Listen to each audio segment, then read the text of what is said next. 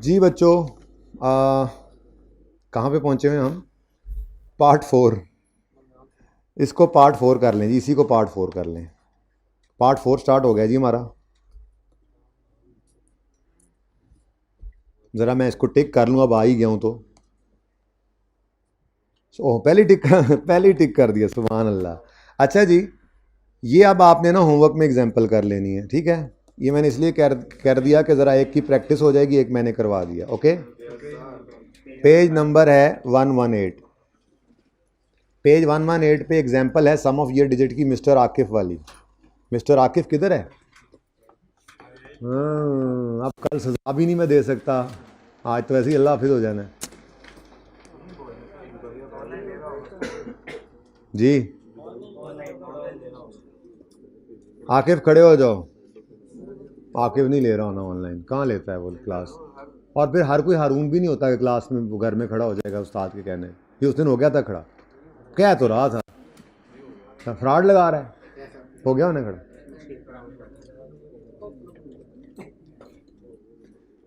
चलो यार, अब इस चैप्टर को ख़त्म ही कर दें। MCQs 2 ही हैं इसमें।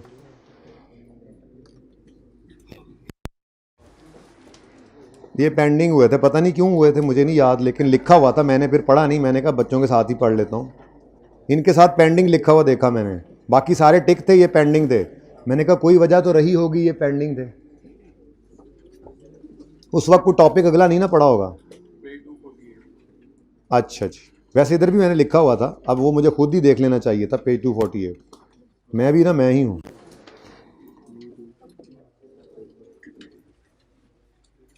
पेंडिंग, अच्छा चल, ओ चल,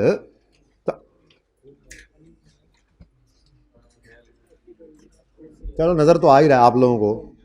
पेज नंबर 248 पे MCQ नंबर 24 है।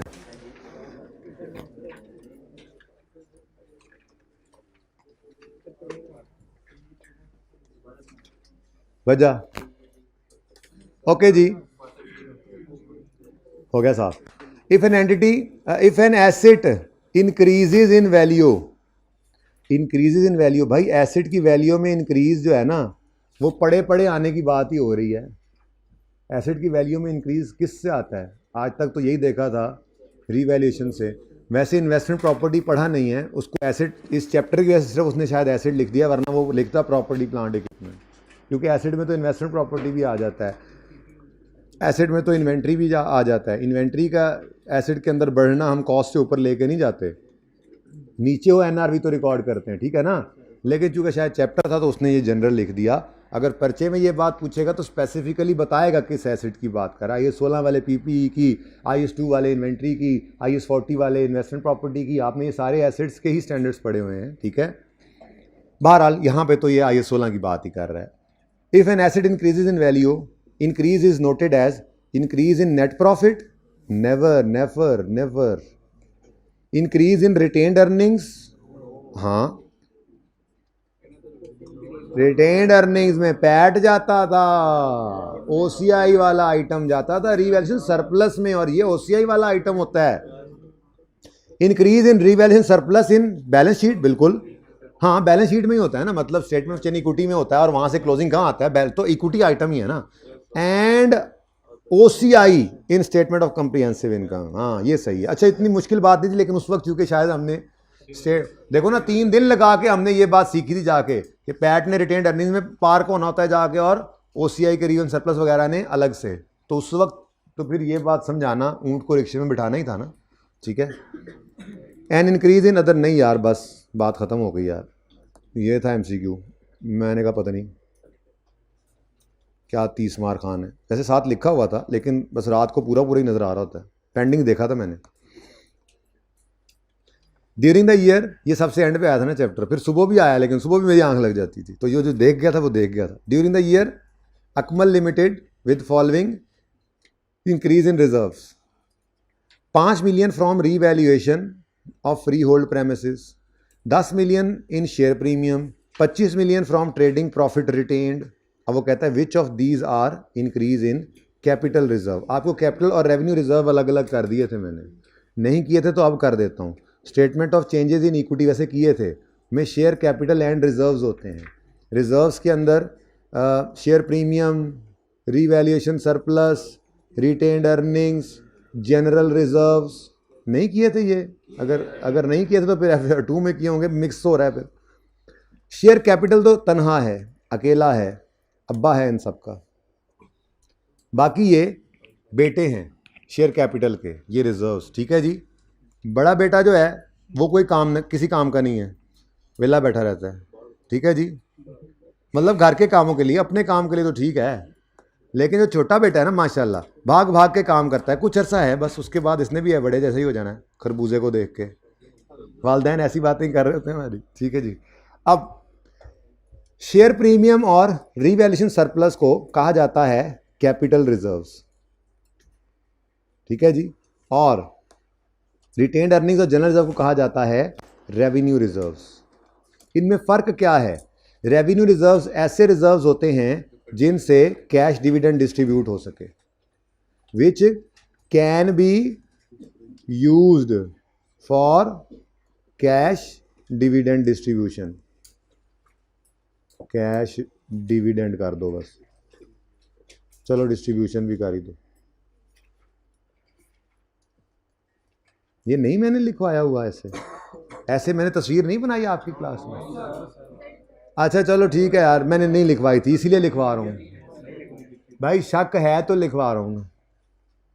उसके बाद शेयर प्रीमियम और रीवैल्यूएशन सरप्लस, ये इनकी क्या निशानी होती है? This cannot be used for, cannot be used for distribution as cash dividend. तभी तो हम कहते थे यार कुछ चीज़ें हैं इसी में डालना, अगर इक्विटी कॉस्ट आ रही है तो पहले शेयर प्रीमियम को ढूंढो, अगर बोनस शेयर्स हैं डिविडेंड के तौर पे नहीं है तो पहले इसको जाके ख़त्म करो, क्योंकि इसने और किसी काम का तो ये है नहीं, इसने और तो किसी काम आना नहीं, ठीक है। जबकि रिटेन्ड अर्निंग्स जो हैं वो कैश डिविडेंड, जनरल रिजर्व भी क्या मतलब, जनरल रिजर्व में जो पैसे पड़े हैं वहाँ से रिक्लासिफाई करके इधर ले आओ, अलग करके रखे हुए हैं ना, इधर ले आओ और बांट लो डिविडेंड। जनरल रिजर्व से नहीं बांटते, लेकिन जनरल रिजर्व को रिक्लासिफाई करके रिटेन्ड अर्निंग मिला के वहाँ से तो बांट सकते हैं ना, और ठीक है। तो ये बात है जी, तस्वीर खींच ली आप लोगों ने। एक मिनट मैं फिर खिंचवा लेता हूँ, पहले MCQ कर लें, समझ आ गई है तो। कहता है जी which of these are increase in capital reserves? 5 million from revaluation surplus, increase in 5 million from revaluation surplus, ये तो कैपिटल है। 10% increase in share premium, 25 million from profit, ये तो जाएगा रिटेन्ड अर्निंग्स में, ये रेवेन्यू। कहता है which of these are increase in capital reserve? C, ये अच्छा MCQ था बेटा, ये स्पेशल रिजर्व ही होता है,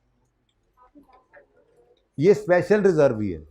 जनरल रिजर्व किसी भी पर्पस के लिए बनाया ना, आप इसकी जगह कोई और नाम लिख लें, मतलब ये कहां से क्रिएट होता है? यहां से, तो वापस इधर भी जा सकता है, तो इस जैसे सारे इधर ही हैं, उन्होंने और किसी काम के लिए इस्तेमाल नहीं होना। कैश डिविडेंड पे आप बस कैश डिविडेंड का उसूल रखें, ठीक है। कैश डिविडेंड के लिए ये इस्तेमाल नहीं हो सकते, कैपिटल रिजर्व ये हो सकते हैं, ठीक है। ये फ़र्क है, याद रख लो, इस तस्वीर को दिमाग में बिठा लो। ये वही है भाई, मैंने फॉर्मेट बनाया है, ओपनिंग, पैट, OCI, क्लोजिंग, ये वही है। इस पूरी स्टेटमेंट ऑफ चेन इक्विटी को यूं भी बोल दिया जाता है शेयर कैपिटल एंड रिजर्व्स। क्या बोला जाता है जी? हाँ, तो ये अलग है, हाँ ये अलग है, शेयर कैपिटल और उसके फिर रिजर्व्स, दो तरह के रिजर्व्स हैं, एक कैपिटल दूसरा रेवेन्यू। डन जी, दो ही थे, 24 और 27। चलो जी, अच्छा अब मैं तो कहता हूँ ऐसे ही ये दो चीज़ें आगे पड़ी हैं, टिकू करो ताकि जान छूटे, रह जाएगा सिर्फ EPS। एंड तक खींचता हुआ जा रहा हूँ चीज़ों को, पता नहीं पूरी हो पाती हैं कि नहीं, फटाफट करें। ट्रांसफ़र वाला पॉइंट पेज 290 के ऊपर एक स्टूडेंट ने पूछा था ऑनलाइन में, मुझे लगा शायद सब कोई मसला हो।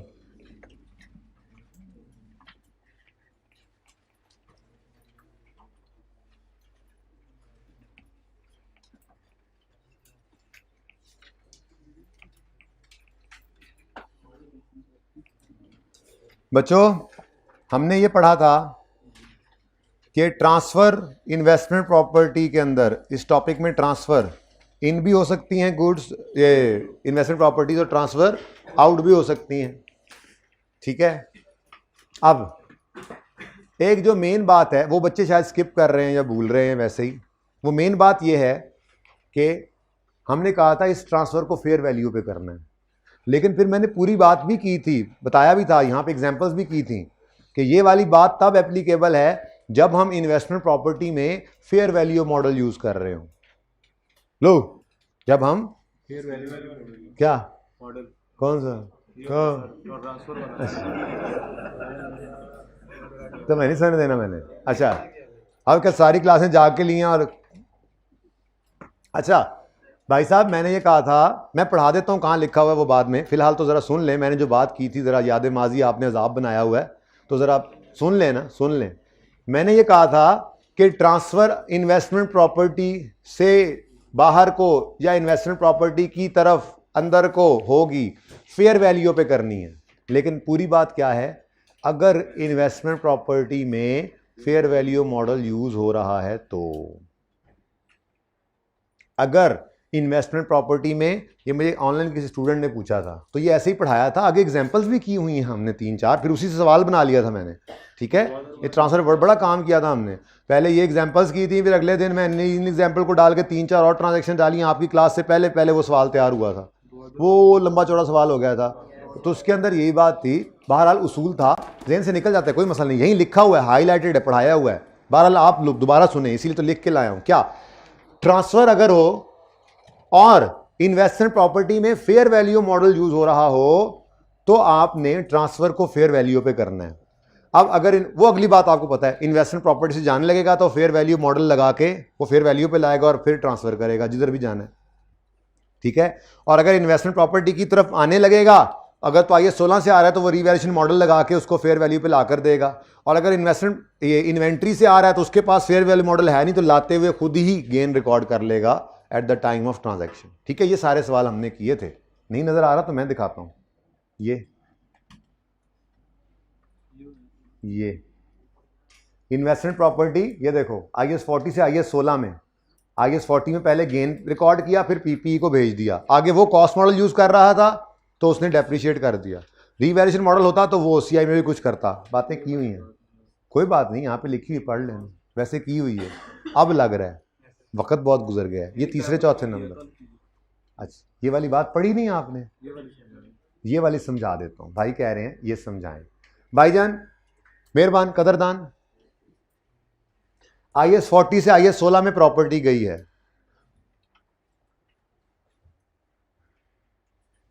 एंटिटी ए uses fair value model under IAS 40, इसका मतलब ट्रांसफर फेयर वैल्यू पे करनी पड़ेगी। ठीक है, अब 30 जून पर एंटिटी ने यूज किया चेंज और इस दिन फेयर वैल्यू कितनी है 1200।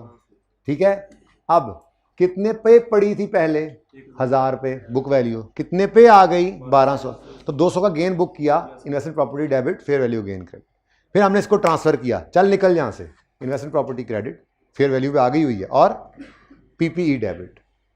अब दो ऑप्शंस हैं PPE के मामले में भी, अगर PPE में रीवैल्यूएशन मॉडल हुआ तो ये 31 दिसंबर तक पहले डेप्रिशिएट करेगा, फिर उसके बाद इसको रीवैल्यू भी करेगा, और अगर ये कॉस्ट मॉडल यूज कर रहा हुआ तो बस फिर डेप्रिशिएट ही करेगा और कुछ नहीं करेगा।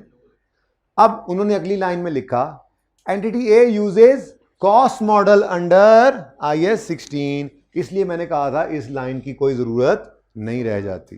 ठीक है, अगर आप पढ़ना चाहो तो पढ़ लो, वो ये कह रहे हैं कि चूंकि कॉस्ट मॉडल यूज हुआ है इसलिए इसको इग्नोर किया है, अगर फेयर वैल्यू मॉडल यानी रिवैल्यूएशन मॉडल यूज कर रहा होता तो बुक वैल्यू पे लाता 1200 माइनस ये 63 करके, इसको कंपेयर करता 1300 से और रिवैल्यूएशन सरप्लस के अंदर ले जाता इसको गेन को। ठीक है, अच्छा ट्रांसफर हुआ IAS 40 से IAS 2 में, ये entity B uses fair value model under IAS 40, ये ट्रिगरिंग इवेंट है, तो ये बताता है कि अगर फेयर वैल्यू मॉडल यूज हो रहा है तो फिर ट्रांसफर को फेयर वैल्यू पे करना है। IAS 40 से जा रहा है ना, तो IAS 40 के पास तो फेयर वैल्यू मॉडल है, ले आया फेयर वैल्यू पर और कर दिया ट्रांसफर। ठीक है, अगली चीज उन्होंने बता दी है कि ये क्या है, इधर देखो अहमद, ये क्या है 1300 फेयर वैल्यू है। उन्होंने कहा जी अब इन्वेंट्री में चला गया है, इन्वेंट्री में एनआरवी है, ये एनआरवी ज़्यादा है तो इसको नहीं इस पे लेके आना, लोअर पे रखना होता है, इसलिए छोड़ दें। अब वो अगले की मर्जी है, अगले स्टैंडर्ड की मर्जी, वो चलेगी वहां पे, ठीक है, ओके डन। IS 16 से IS 40 में आया है। पहली बात, C uses cost model under, नहीं किधर गया ये, C uses fair value model under IS 40, ठीक है। अब ट्रिगरिंग इवेंट क्या है, IS 40 में फेयर वैल्यू का यूज होना। ऑनलाइन वाले स्टूडेंट जिनका सवाल था, ट्रिगरिंग इवेंट क्या है, IS 40 में फेयर वैल्यू मॉडल यूज होना। अब दूसरा अगर कॉस्ट भी यूज कर रहा है ना तो उसे कहेंगे भाईजान चलो चुप करके फेयर वैल्यू पे लाकर हमें दो, क्योंकि ट्रांसफर किस पे होनी है, फेयर। ऐसा ही किया। वो क्या कह रहा है, C uses cost model under IS 16, लेकिन चूंकि under IS 14 fair value model था तो हमने इसको कहा चलो शाबाश, डेप्शन को ट्रांसफर करो, रीवैल्यू करो और अब रीवैल्यू करके हमें दो, ठीक है। और उसके बाद फिर हमने भी इसको फेयर वैल्यू पर ले जाकर गेन रिकॉर्ड किया हुआ है, ठीक है। और अगर बेचारे IS 2 से हमारे पास आ रहा है, हालांकि entity D uses fair value model under IS 40, लेकिन मसला क्या हो रहा है, इसके पास कोई फेयर वैल्यू मॉडल है नहीं कि वो फेयर वैल्यू पे लाके भेजे, तो कहेगा भाजन मेरे पास प्रॉपर्टी है, लेनी है तो ले लो, नहीं तो भाई अल्लाह हाफिज। ये इन्वेस्टमेंट प्रॉपर्टी डेबिट करना है, हमने इधर ले आए, इन्वेंट्री को कॉस्ट से ही क्रेडिट करना है, और ये गेन ले जाओ फेयर वैल्यू गेन कहकर। उसी वक्त में अलग अलग भी कर सकते हो, पहले इसको ले आओ 1000 पे, फिर उठा के 200 से बढ़ा के गेन रिकॉर्ड कर लो, दोनों सही है, ठीक है। तो ट्रिगरिंग इवेंट क्या है, ट्रांसफर फेयर वैल्यू पे कब करनी है, लाजमी जब IS 40 में फेयर वैल्यू है, दूसरा जो मर्जी करता रहे। जैसे अभी देखा IS 16 के अंदर उनका कॉस्ट मॉडल था, लेकिन हमने कहा उसे फेयर वैल्यू पर, रीवैल्यू सरप्लस रिकॉर्ड हो जाता था और पड़ा रहता था, वो दस्तगील वाला सवाल याद करो, ठीक है। और अगर इन्वेस्टमेंट प्रॉपर्टी में, बेटा अहम बात है, जरा एक मिनट इधर ध्यान दीजिएगा, अगर ये बड़ी अहम बात है, अगर इन्वेस्टमेंट प्रॉपर्टी में कॉस्ट मॉडल यूज हो रहा हो तो जो बुक वैल्यू पड़ी थी इन्वेस्टमेंट प्रॉपर्टी के अंदर डेप्रिशिएट होकर, वही चली जाएगी IS 16 में अगर गई है तो, और रिमेनिंग लाइफ पे वहाँ से आगे चल पड़ेगी। और अगर बुक वैल्यू पड़ी है तो इन्वेंट्री में वही चली जाएगी और वो उसकी कॉस्ट बन जाएगी, जो ईयर एंड पे NRV से कंपेयर कर लेगा वो, यानी कोई चेंज नहीं आना, कोई टेंशन नहीं होनी। तो बगैर टेंशन वाला सवाल तो आपको नहीं देगा ना वैसे, बाय द वे, ठीक है ना। तो ये बात कहाँ लिखी हुई मिलेगी आपको, जो पॉइंट मैंने इसके अंदर लिखा हुआ था कि लर्निंग आउटकम 3 में ट्रांसफर का पॉइंट 4, बाकी तो आपको सारा पता है ना। पहले क्या लिखा हुआ है जी, चेंज इन यूज हो तो ट्रांसफर कहलाता है, कुछ एग्जांपल्स थी, फिर हमने देखा कि जी इसमें 2 और 3 हमने पढ़ लिए थे, ये असल में ये when an entity uses cost model, मैंने यहां देखो लिखा भी हुआ है उसी वक्त का, इन IS 40 transfer between investment property, IS 16 and IS 2 do not change the carrying amount of property transferred and they do not change the cost of property for measurement or disclosure purposes। जाहिर सी बात है, जिस book value में पड़ी है उसी पे आगे ट्रांसफर कर देते हैं, कोई गेन लॉस तो रिकॉर्ड होना नहीं है, यहाँ से निकल के वहाँ चलेगी, इस जेब से पैसे निकल के यहाँ चले गए, बस अल्लाह खैर सल्ला, ठीक है। तो ये पॉइंट मैंने आपके साथ डिस्कस करना था, ये बहुत इंपॉर्टेंट है।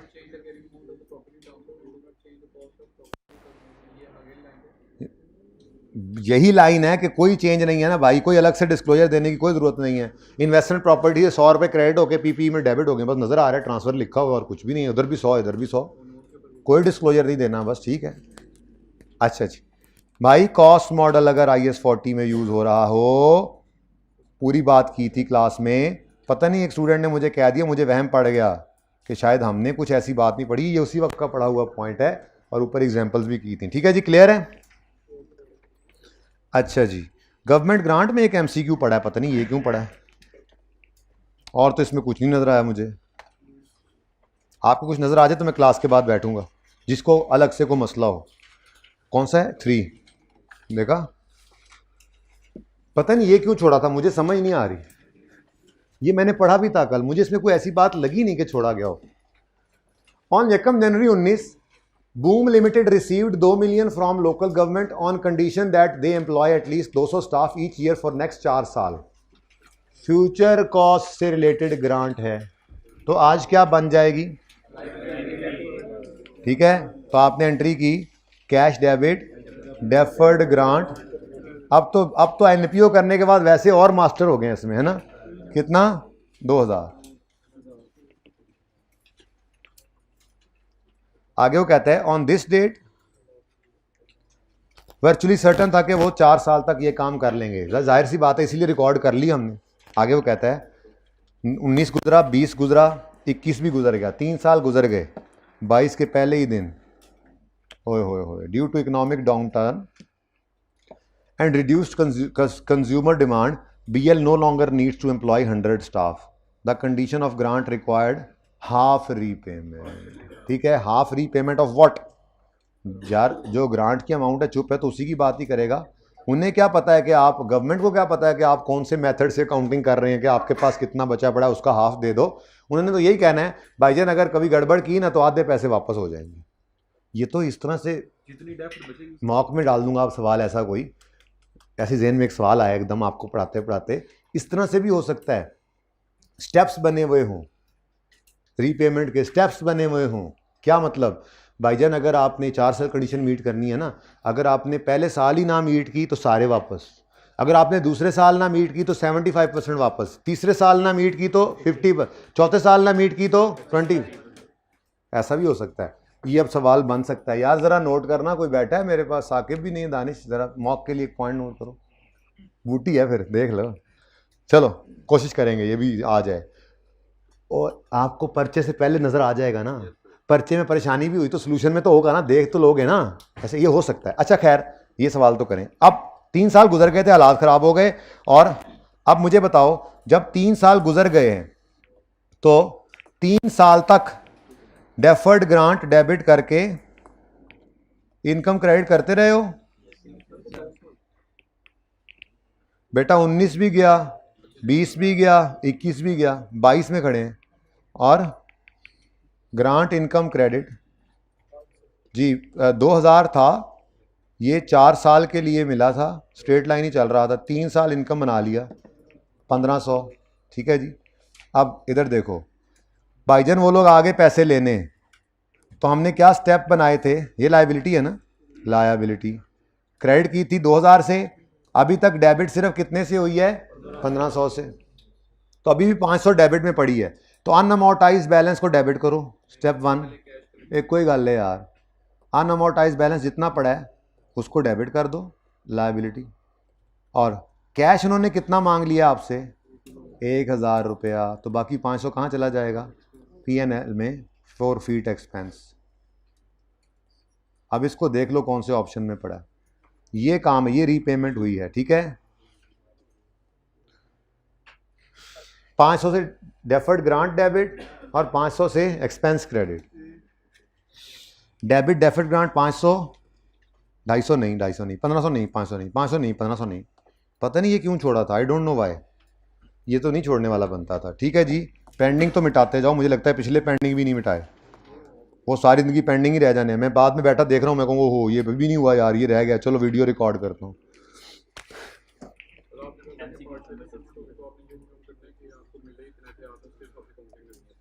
हाँ जी,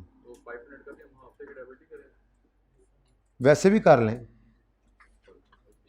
नहीं, मैंने क्या कहा था वैसे? नहीं, ये सवाल में कोई मुश्किल पेश आई है? सिंपल नहीं था, पार्शल रीपेमेंट है नो डाउट, लेकिन अब असल में वो हाफ से पहले आगे निकल गया हुआ है, फिर बड़ी कॉम्प्लेक्स सी वर्किंग हो जाएगी। बड़ा सिंपल सा काम है मेरे ख्याल में, तो इसमें कोई रॉकेट साइंस ही नहीं। अब इसमें मतलब सादा सी बात है, तो ये सादा ही रख लो फिर। ये अगर अच्छा लगा है तो, ये अच्छा नहीं लग रहा, क्या ख्याल है? अच्छा जी, इसका 6 भी पेंडिंग है, वो आई कैप ने भी पेंडिंग रखा हुआ है, वो पेंडिंग ही रहने दें। वैसे इसके साथ मैंने कहा था क्वेश्चन बैंक को देख के आप कर लेंगे, और ये मैंने वैसे उसके बाद रेफ़र करके कुछ वो क्वेश्चन बैंक समझा दिए थे, तो ये हो सकता है। ठीक है, बहरहाल इसको अब नहीं कर रहा मैं, ट्राई कर लेना, वरना ग्रुप में मैसेज भेज देना, कोई छोटी सी वर्किंग करके भेज दूंगा।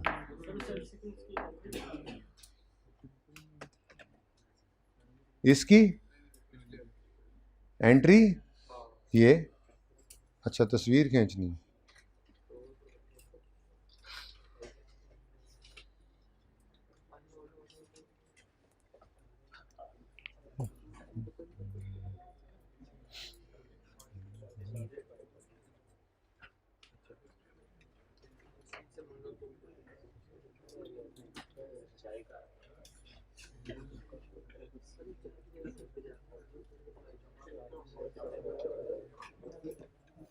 अच्छा जी, लिटिल डिस्कशंस हैं लेकिन इनको तरसा तरसा के करेंगे। हाँ, अब मुझे लग रहा है असर के बाद आना पड़ेगा, मगरिब तक ख़त्म करेंगे इंशाल्लाह। जिसको मसला हो पार्ट अलग होगा, 1 घंटे का शायद होगा, मैं जल्दी नहीं करना चाह रहा खाम खा इस मौके पे आके, ठीक है। MCQ 11, 18, 20, 28 ये ज़रा ओपन कर लें यार। 1 मिनट यार, थेरी हो गई है ओ दूर तरह, तो क्यों ना EPS की थेरी कर लें। पेज चुप, बीच में उसके बाद MCQ आएंगे, कोई न्यूमेरिकल मिक्स करते रहो, ये इकट्ठी होगी ना खुदा ना खास्ता, तो ना मेरे को पढ़ाई जानी है, वो भी असर के बाद। सुबह 7 बजे से मैं पढ़ा रहा हूँ, आप पढ़ रहे हैं, ऐसे ही पढ़ने दो, बीच में थोड़ा मिर्च मसाला चलने दो, ठीक है। जो पेज नंबर 539 ओपन करो।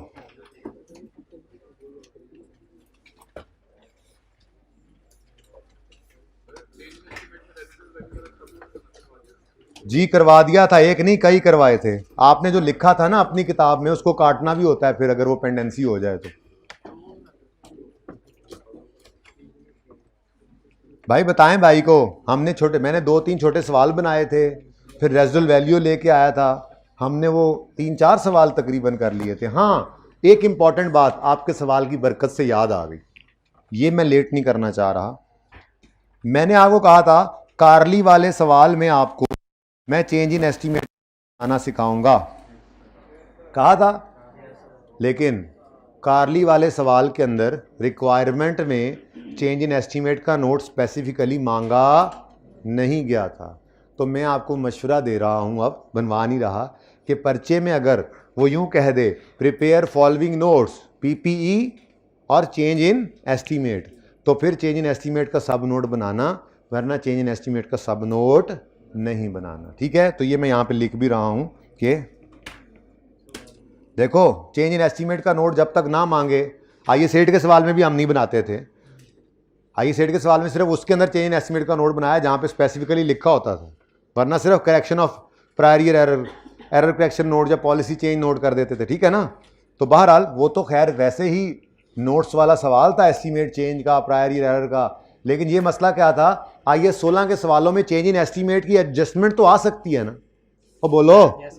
तो अब PPE का मेन नोट बनाया, फिर सब नोट के अंदर हमने IS 16 वाले डिस्क्लोजर्स डाले, जिसमें उसने कहा रीवैल्यूअर का नाम बताओ, रिवैल्यूएशन डेट बताओ, और had there been no revaluation the book value बताओ, और मूवमेंट इन रिवैल्यूएशन सरप्लस बनाओ, लाजमी बताएंगे क्योंकि ये IS 16 के डिस्क्लोजर्स हैं। तो अगर वो प्रॉपर्टी प्लांट इक्विपमेंट का नोट मांगता है तो मतलब IS 16 के डिस्क्लोजर्स बनाएंगे ना। चेंज इन एस्टीमेट का डिस्क्लोजर IS 16 के डिस्क्लोजर में कहीं नहीं लिखा हुआ।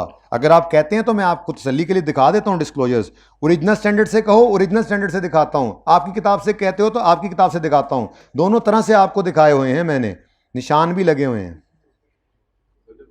1 मिनट विच ना बोलनी,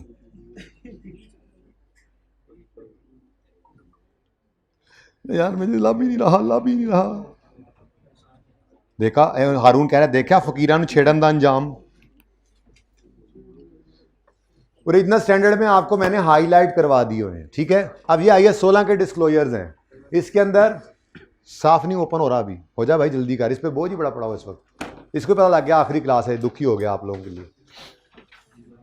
मेजरमेंट बेसिस बताओ, डेप्शन मेथड बताओ, लाइफ बताओ, ग्रॉस कैरिंग अमाउंट बताओ, ओपनिंग पे क्लोजिंग पे रेकंसिलिएशन बताओ, ये चीज़ें, फिर मस्ट डिस्क्लोज रेस्ट्रिक्शन अगर कोई है तो बताओ, उसके बाद कॉन्ट्रेक्चुअल कमिटमेंट है तो बताओ। ये सारे पढ़े हुए हैं, लेकिन यहाँ पे इसलिए रंगीन नहीं है क्योंकि ये उस वक्त हैंडआउट में दिया गया था, लेकिन फिर मैंने MCQ करवाते हुए ये पैराज में आपको हाईलाइट भी करवाया था। IS 16 भी हमने हाईलाइट किया हुआ है। कुछ बच्चे ऑनलाइन के पता है क्या सवाल कर रहे हैं, IS 16 हमने हाईलाइट कर लिया हुआ है। तो मुझे बहुत डर लग रहा है ऐसे बच्चों से कि उन्होंने लेक्चर्स अगर ले लिए हैं तो फिर क्या लिया है, क्योंकि लेक्चर्स के अंदर ही हाईलाइट किए थे। ठीक है, तो खैर मैंने असाइनमेंट दे तो दी है अपने भाई दानिश को कि आप काइंडली ना सारे जहाँ जहाँ सिवाय ये जो छोटे मोटे रहते हैं ना, ये IAS 33 मैंने नहीं करवाया, मुझे पता है, कैश फ्लो नहीं करवाया, फ्रेमवर्क नहीं करवाया, जो नहीं करवाए वो नहीं करवाए। IAS 16 हाईलाइट हो चुका है, 36 हाईलाइट हो चुका है, 23 नहीं हुआ शायद, 20 हो चुका है, 40 हो चुका है, और भी कोई एक आधा शायद हो चुका है। जो नहीं हुआ IAS 8 आई थिंक हो चुका है। ठीक है, तो ये कुछ नहीं हुआ तो हो जाएगा, लेकिन ये हो चुका है वैसे, आप भी ज़रा ध्यान करो। अच्छा सुनो, बात कुछ और हो रही थी भाई, देखो प्लीज़ ना आगे पीछे जाने दिया करो मुझे। एडिशनल डिस्क्लोजर्स, टेम्परेरी आइडल तो बता दो, ये कर दो, वो कर दो। ओए कहाँ गए रीवैल्यूड वाले? ये disclosure of asset stated at revalued amount, date of revaluation बताओ, इंडिपेंडेंट वैल्यू था बताओ, had there be no revaluation तो बुक वैल्यू बताओ, और चेंज फॉर द पीरियड बताओ। ठीक है, सरप्लस की मूवमेंट। अब ये सारे मैंने ओरिजिनल स्टैंडर्ड में आपको निशान लगवाए हुए हैं। आपको इस बात पे भी एतमाद नहीं आ रहा होगा, नहीं आ रहा ना आपको एतमाद? आना चाहिए था वैसे।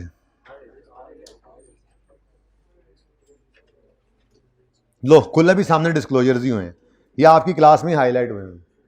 अब इन सारे डिस्क्लोजर्स में ये यहां से लेकर आगे भी देख लो, रीवैल्यूड वाले, ये सारे डिस्क्लोजर्स में कहीं पे आपको नहीं मिलेगा चेंज इन एस्टीमेट का डिस्क्लोजर, क्योंकि वो IAS 8 का डिस्क्लोजर है। तो इसलिए मेरा मशवरा आपको क्या है, अब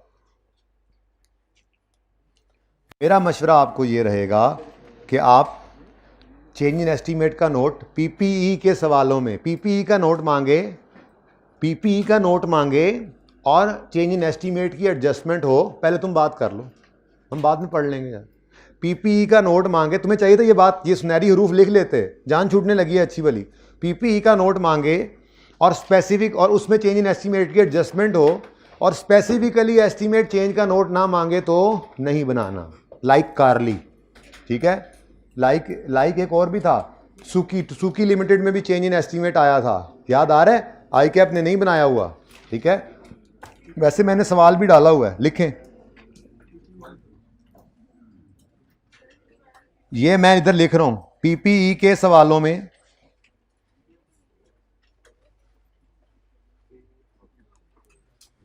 बल्कि इधर देखो, एक मिनट अभी ना लिखो, मुझे सोचने दो मैंने क्या लिखवाया पहले। अच्छा भला बोला था, अभी क्या हो गया? हाँ, PPE का नोट मांगा हो, मैंगो ना हो, मांगा हो, और चेंज इन एस्टीमेट की एडजस्टमेंट हो, और दूसरा और स्पेसिफिकली चेंज इन एस्टीमेट का नोट ना मांगा हो,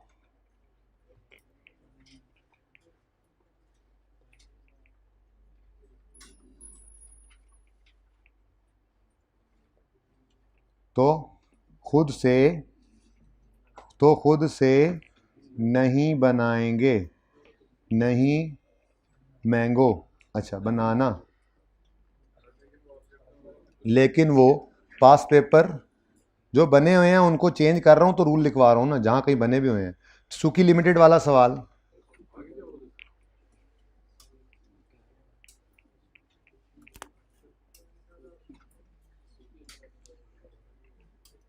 पास पेपर्स में आ जाओ ना जरा, नोट वाले सवालों में देख लेते हैं। सिर्फ मेरे ख्याल में पास पेपर के अंदर सिर्फ एक में ही चेंज इन एस्टीमेट था।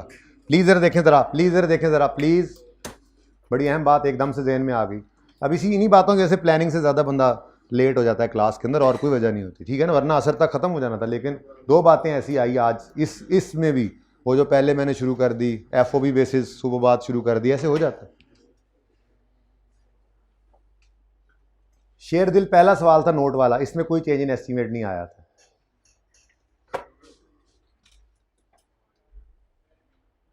मंडे लिमिटेड किया, कोई एस्टीमेट चेंज इसमें नहीं था। मैं पहले बात कर लूं ना। फिर दस्तगीर लिमिटेड, कोई चेंज इन एस्टीमेट नहीं था, वैसे नोट बनाना ही नहीं था इसमें।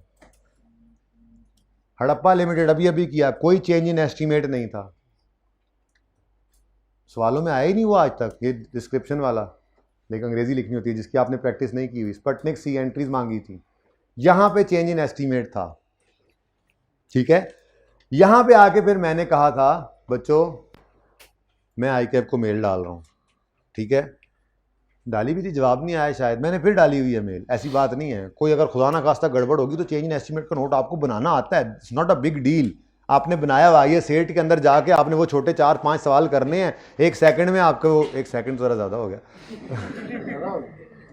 को मतलब नहीं, 1.5 घंटा भी ज़्यादा है, ठीक है ना, दरमियान आधे घंटे के अंदर आपका टॉपिक रिवाइज हो जाता है। और आपने करना भी है, चेंज इन एस्टीमेट को ईजी नहीं लेना, इस नोट को इंपॉर्टेंट है आईए सेट के कॉन्टेक्स्ट के अंदर, सिलेबस में तो है, लेकिन यहां जान छुड़ा रहा हूं कि पीपीई के नोट के अंदर फिर इस मुसीबत में ना पड़ना, ऑलरेडी काफी ये सवाल बड़ा हुआ होता है बंदे को, ठीक है।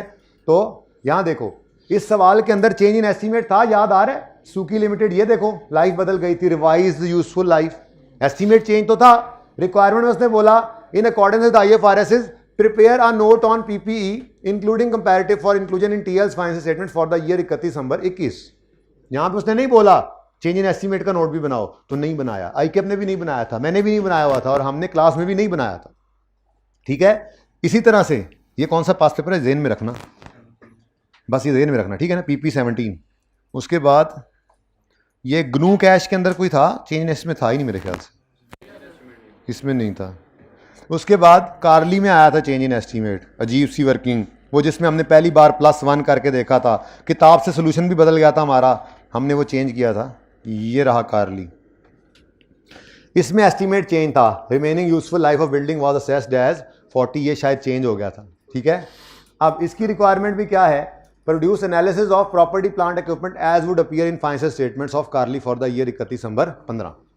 आईकैप की अभी वाली रिक्वायरमेंट पढ़ें तो उसने बिल्कुल इस रिक्वायरमेंट को बदल के ना अपने क्वेश्चन, बल्कि मेरे ख्याल में कार्ली उसने गायब ही कर दिया, हाँ सवाल ही गायब कर दिया उसने। खैर बहरहाल यहाँ पे कहीं पे लिखा हुआ है क्लियरली कि चेंज एस्टीमेट का नोट बनाओ, तो इसलिए मैं बनाने में कोई मसला नहीं था, जितनी देर मैंने खपा है इधर मैं 2 मिनट में बना लेता। लेकिन उसका नुकसान ये होता कि आप पर्चे में जब भी नोट का सवाल आता और उसमें चेंज एस्टीमेट होता तो आप यहाँ पे टाइम ज़ाया करते, हमने वो टाइम बचा लिया, ठीक है।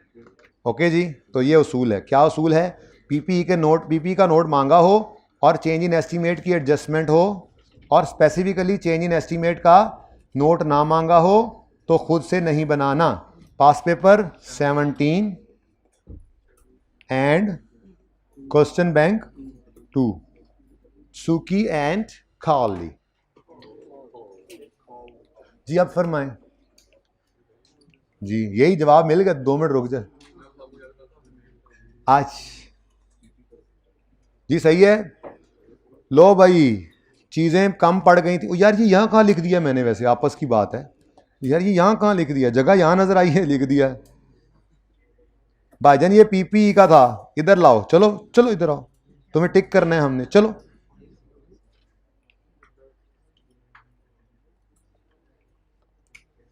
भाई आप जरा इधर से हटें, हमने टिक करना है इसको, ये लें जी।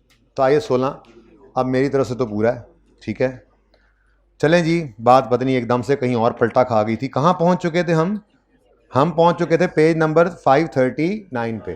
तो नमाज से पहले पहले ये 2 पढ़ के फिर हमने क्या करना है, क्विकली ये एमसीक्यूज कर ले रहे रेक्टिफिकेशन पे, कि वापस आएंगे तो मुझे एक सवाल यहाँ से करवाना पड़ना है, बस ये एमसीक्यूज तो हुए ही पड़े हैं, एक सवाल ये करवाना है गुलशन क्रिकेट, उसके बाद एक सवाल ये छोटा सा एग्जाम्पल करवानी है, ये पीटीएल वाला सवाल करवाया हुआ सवाल है, पीच ट्री क्वेश्चन बैंक 7, इसका सोल्यूशन दिखा के फाइनलाइज करना है, पता नहीं बच्चों को मसला क्यों आ रहा है, ठीक है, आ गई ये समझ।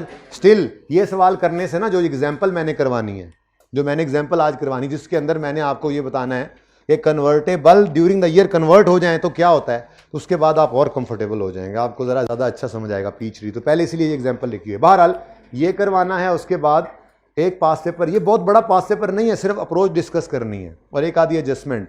बेसिकली इसमें ट्रायल बैलेंस दिया हुआ है जिससे कैश फ्लो बनानी है। बहुत पहले ये सवाल आया था, कभी आया नहीं है, क्या ट्रायल बैलेंस देकर कैश फ्लो नहीं बनवा सकता, ऐसा खतरा भी तो रहता है, तो इसलिए एहतियातन एक सवाल है पूरी किताब में, उसको देख लेंगे। एक आधी एडजस्टमेंट में मसला है, सिर्फ वो समझा के मैं भेज दूंगा, बाकी सवाल में आपको मसला कोई नहीं आना।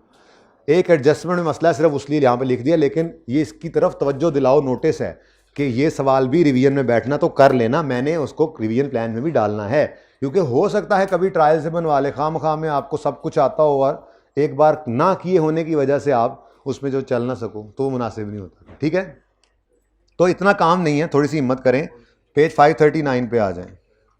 आपको मोटिवेट किया गया, कुछ नहीं रह गया बस। ठीक है, असर के बाद इंशाल्लाह 1 घंटा, लेकिन वो तब जब ये वाले 15 मिनट आप खूब अच्छे तरीके से फटाफट बेहतरीन करके यूटिलाइज करें। कौन सा पेज है जी? चैप्टर कौन सा है? चलो ईपीएस टैच तो हो गया ना, टैच 5। अच्छा देखो भाई, अब ये बात आपको पता है, सिर्फ आपको पढ़ानी थी। हमने डिस्क्लोजर बनाया था, मैं रिवाइज कराता हूं, आपकी क्लास में बना हुआ डिस्क्लोजर, ये रिवाइज करवाता हूं। यही अंग्रेजी लिखी हुई है, किसी ने शायद पढ़ने की तौफीक भी की हो सकता है किसी ने ये तौफीक किसी को हुई हो, उसने पढ़ा भी हो।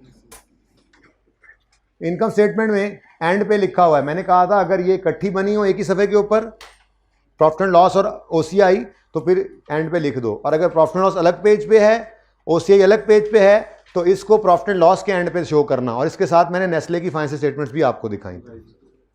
ठीक है, क्योंकि उनका अलग अलग पेज पे था और उन्होंने इस ईपीएस को प्रॉफिट एंड लॉस के वाले सफ़े पे शो किया हुआ था, और मेरा इस एग्जाम्पल में मैंने इकट्ठा बनाया था तो मैंने एंड पे शो कर दिया, ताकि दोनों जो ऑप्शंस मौजूद हैं, जो भी अंग्रेजी पढ़नी है डिस्क्लोजर रिक्वायरमेंट्स की, वो पूरी हो जाए। ठीक है, फिर जो ईपीएस निकली थी, ये कैसे निकली थी उसका नोट बनाया, और हमने बताया इस ईपीएस में डिनोमिनेटर क्या यूज हुआ है, न्यूमरेटर क्या यूज हुआ है।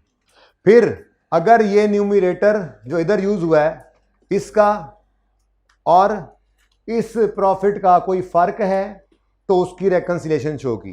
फिर ये डिनोमिनेटर और जो शेयर्स नजर आ रहे होंगे उनमें को फर्क है, उसकी रिकंसिलेशन शो की थी। फिर डायल्यूटेड ईपीएस के लिए मतलब रेकंसिलेशन तो फर्क तभी आता था ना। ठीक है, ये सारी चीजें, बेसिक ईपीएस का तो सिर्फ ये नोट था। पैट ईपीएस कैसे निकली है जी? अर्निंग्स, उसमें से इररिडीमेबल को माइनस किया तो ये यूज की अर्निंग्स, और ये weighted average number of shares use किए हुए हैं। ठीक है जी, अब डायल्यूटेड जब आया तो हमने कहा इस अर्निंग और उस अर्निंग में ये फर्क है, इन शेयर्स और इन शेयर्स में ये फर्क है, तो ये रेकंसिलेशन थी। किया हुआ है हमने, सिर्फ सवाल करना है। ये आपकी क्लास का बना हुआ डिस्क्लोजर है, बहुत आसान था, इस सवाल से हमने बनाया था। इसी के ऊपर ये अंग्रेजी पढ़ी है जिसमें वो कहता है presentation requirements, an entity should present in statement of profit और loss basic EPS and diluted EPS, दोनों शो करने हैं। The basic and diluted EPS should be presented even if it is a negative figure, यानी loss per share हो, बताया हुआ है, बस पढ़ाना था कि यहां लिखा हुआ है। The basic EPS and diluted EPS should be presented with equal prominence, छुपाना नहीं है कहीं पे, ईपीएस लिख दो ब्रैकेट में नहीं, basic EPS diluted EPS equally prominent हो, बल्कि आगे तो उसने लिखा हुआ है अगर सेम है तो चाहे एक लाइन में लिख दो, पर यूं लिखो बेसिक एंड डायल्यूटेड। ठीक है, should be presented with equal prominence for all periods presented, current year भी और प्रीवियस ईयर भी, कंपैरेटिव की भी शो करो। These figures are presented at the end of statement of comprehensive income, ये normal बात। लेकिन if entity presents a separate statement of profit or loss, then EPS should be shown in this statement and not in statement of comprehensive income। यानी general बात क्या हुई, वो कहता जी SOCI के एंड पे शो करो, लेकिन अगर company separate profit and loss बनाती है, यानी दूसरी बात सेपरेट ओसीआई बनाता है, सेपरेट जैसे सिखाया था, ठीक है, तो फिर ईपीएस को प्रॉफिट एंड लॉस वाली स्टेटमेंट में शो करना, ना कि कंप्रिहेंसिव वाली। यही पढ़ा हुआ है, सिर्फ लिखा हुआ है यहाँ पे। नेक्स्ट पढ़ना है, ये इंपॉर्टेंट बहुत है। अब इस पर ना टिक शिक नहीं लगे तो ये इंपॉर्टेंट है, करो इसको इंपॉर्टेंट, लेकिन रीड ऑनली है। आपके वैसे ही ज़हन में बैठी हुई ये बातें, आप कर रहे थे इस तरह से। डिस्क्लोजर रिक्वायरमेंट्स, अब ये वो नोट है, ये डिस्क्लोजर अर्निंग पर शेयर का ये नोट है। ये देखो क्या क्या बातें बताई हैं हमने।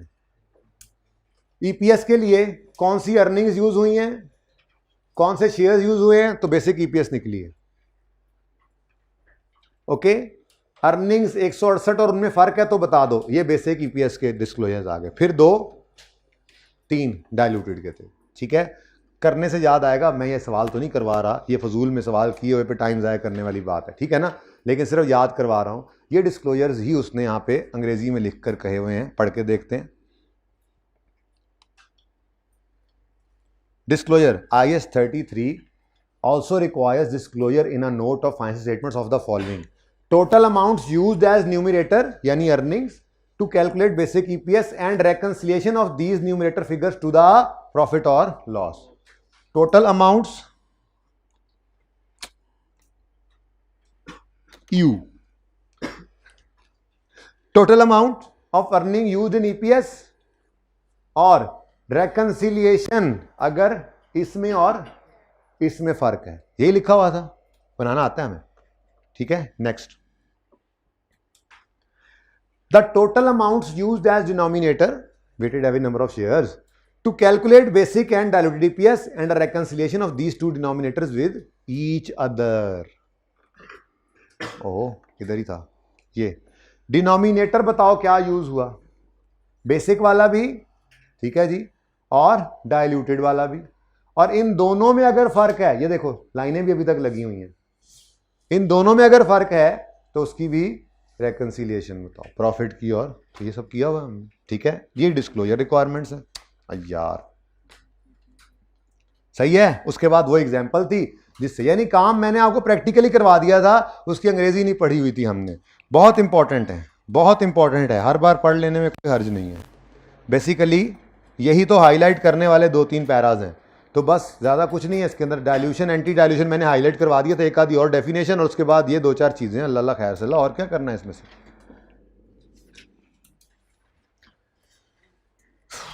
अच्छा जी, अदर एस्पेक्ट्स, ये जनरल सी बातें हैं, लेकिन पढ़ लेना इसलिए ज़रूरी होता है क्योंकि पता कोई नहीं लगता जी पैड़े वेले का, ठीक है ना। ऐसे ही को 2-3 नंबर के लिए पूछ ले, सारी मेहनत ज़ाया चली जाए, तो एक नज़र डालने से चीज़ें वही हैं जो आपको पता हैं। कहता है जी ये बहुत यूजफुल इंफॉर्मेशन होती है एपीएस की। क्यों जी, क्यों? वो कहता है द ट्रेंड, इंप्रूवमेंट या deterioration in an entities publish EPS figure is often a reliable indicator of future performance. कहता है ईपीएस जो है ना, इसके अंदर इंप्रूवमेंट है तो मतलब कंपनी अच्छा चल पड़ी है, आगे अच्छे प्रोस्पेक्ट्स हैं इसके, ठीक है। कहता है इसकी काफ़ी सारी रीजंस हैं, रेशो से ज़्यादा बेहतर ये क्यों, बाकी रेशो से ज़्यादा क्यों, जैसे एनपी रेशो थी, जीपी रेशो थी, उससे ज़्यादा बेहतर ईपीएस को क्यों कह रहा है।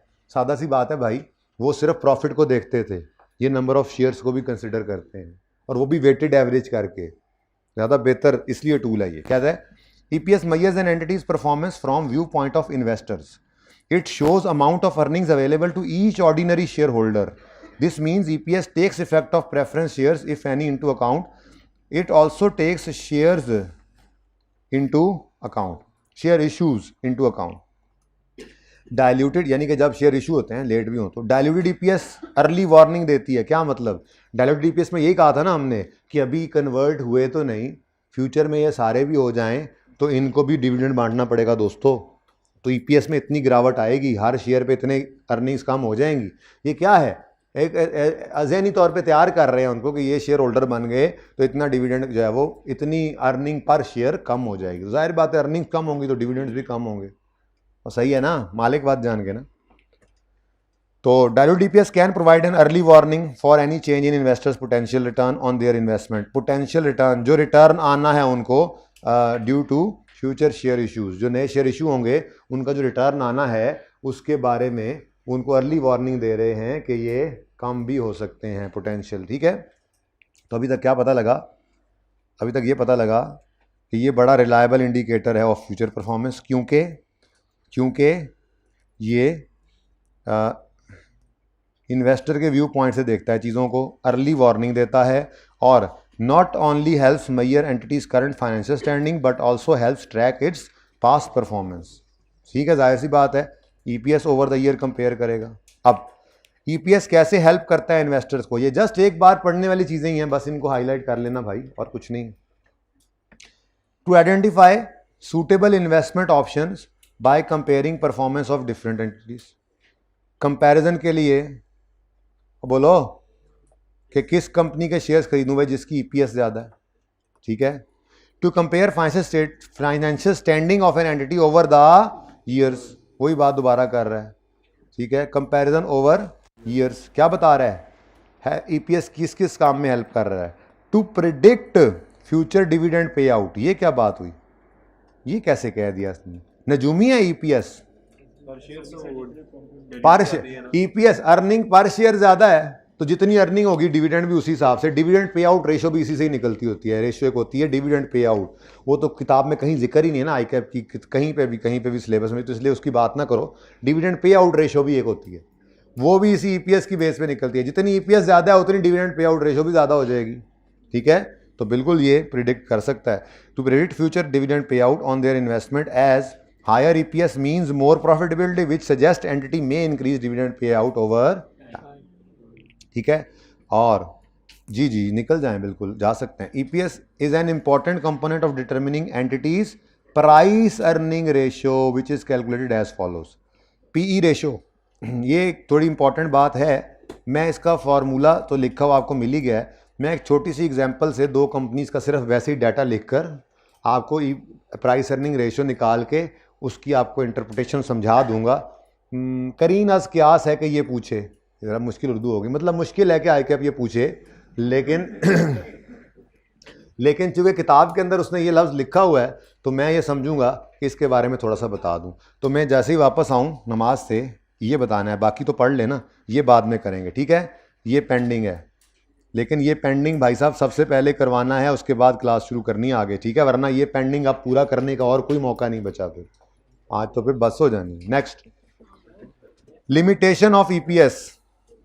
जी लिमिटेशंस बड़ी मिलती जुलती हैं। बेसिकली ईपीएस भी एक रेशो ही है, आपस की बात है, अर्निंग पर शेयर भी एक रेशो ही है, तो लिमिटेशन मिलती जुलती हैं, 3-4 बस लिखनी है वही वाली।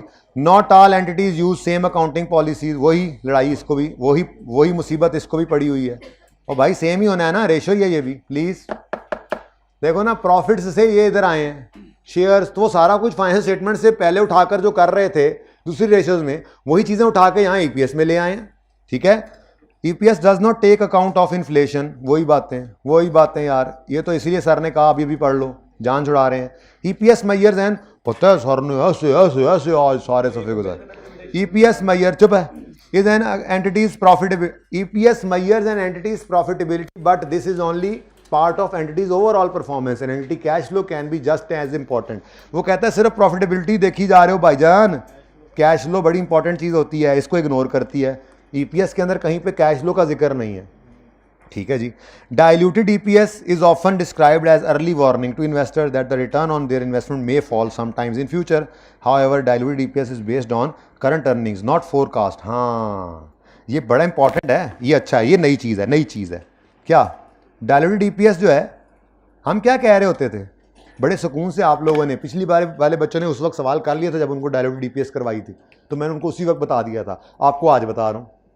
आपको ये पूछना चाहिए था डाइल्यूटेड ईपीएस निकालते हुए, जब मैंने कहा था कि अज्यूम करो ये सारे शेयर होल्डर्स आज आके शेयर्स को अपने कन्वर्टेबल इंस्ट्रूमेंट्स को कन्वर्ट करा के शेयर्स बना ले, तो ईपीएस कितनी गिर जाएगी। तो हमने प्रॉफिट जो कमाया हुआ है ऑलरेडी वो यूज किया था, और शेयर्स को जो है वो फ्यूचर में अज्यूम कर रहे थे कि कन्वर्ट हो जाएंगे। अब असूली तौर पे तो प्रॉफिट भी फ्यूचर का ही होना चाहिए था, क्योंकि अभी तो ये कन्वर्टेबल है ना, कन्वर्ट तो नहीं हुए, कन्वर्टेबल इन फ्यूचर है, तो प्रॉफिट भी फ्यूचर का होता। लेकिन हमने प्रॉफिट उठाया पास्ट का, शेयर्स उठाए फ्यूचर वाले, और डाइल्यूटेड ईपीएस निकाल दी। लेकिन क्या करें, अब मजबूरी है, बफलो इज ब्राउन, ये एक लिमिटेशन है, ठीक है, इंपॉर्टेंट है। One of the main problem with EPS can be the way that it is used by investors and others. कौन कैसे इस्तेमाल करता है? Users often rely on EPS as main or only measure. मुनासिब बात नहीं है, सिर्फ EPS को देखकर डिसीजन ले रहे हो, ठीक है। Management knows this and try to make EPS appear as high as possible. कोई कंपनी लिस्टिंग में जा रही हो ना, या कोई लिस्टेड कंपनी हो, ठीक है, बड़ी कोशिश होती है उसकी प्रॉफिट चाहे जैसे मर्जी जायज ना जायज तरीके से ज्यादा रखें, क्योंकि जितने ज्यादा प्रॉफिट्स उतनी ज्यादा ईपीएस को देख के इन्वेस्टर कहता है हाँ इसका शेयर उठा लो। इसका प्राइस अर्निंग रेशियो क्या है अभी बताऊंगा नमाज के बाद आकर। ये वो मार्केट का कॉन्फिडेंस है जो आपके अंदर है। 1 रुपया अर्निंग कमाने वाले शेयर के ऊपर आप 10, 20, 30, 200, 300 रुपए तक देने पर क्यों तैयार होते हैं? ठीक है, ये भी ईपीएस वाली रेशो ही कैलकुलेट करके दे रही होती है, तो ये बहुत क्रिटिकल है। तो जब पता है, मैनेजमेंट को भी ये पता है, ठीक है ना, तो इसलिए वो क्या करते हैं, management knows this and try to make EPS appear as high as possible. They may attempt to manipulate the figures by using creative accounting. Creative accounting मतलब विंडो ड्रेसिंग, वहां पे उसने ये कहा था। They may also make decisions with which increase EPS in short term but which damage the entity in long. जैसे पाकिस्तान में जो हुकूमत आती है छोटे छोटे शॉर्ट टर्म फैसले करती है, चलो हमारे तरह हाँ वाह वाह हो जाए, और लॉन्ग टर्म में कोई सोच ही नहीं रहा, ठीक है ना, तो ईपीएस। ठीक है जी, यहाँ पे कहाँ कहानी खत्म हो जाती है, ये पेंडिंग है अभी फिलहाल, इसलिए मैं एक को टिक कर रहा हूं।